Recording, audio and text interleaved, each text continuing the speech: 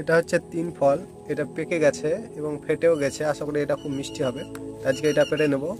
আর দেখতে পাচ্ছেন অসংখ্য আমাদের এই গাছে আমরা কলম করে রেখেছি। আশা করি যে কিছুদিনের মধ্যে এটাতে শিকড় আসা শুরু হয়ে যাবে। দেখতে পাচ্ছেন অসংখ্য দেখেন ধরে রয়েছে এখনো। এটা আজকে আমরা খেয়ে দেখবো।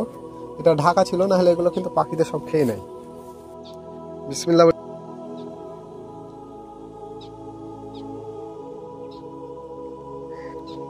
এটার ভিতরটা দেখতে পাচ্ছেন এরকম রসালো, ভিতরে রয়েছে মধু ভরা আছে, মানে এত মিষ্টি। সাধারণত এরকম ফল খুব কমই খেতে পেয়ে, কারণ যখনই পাকা শুরু হয় সবগুলো পাখিতে খেয়ে ফেলে।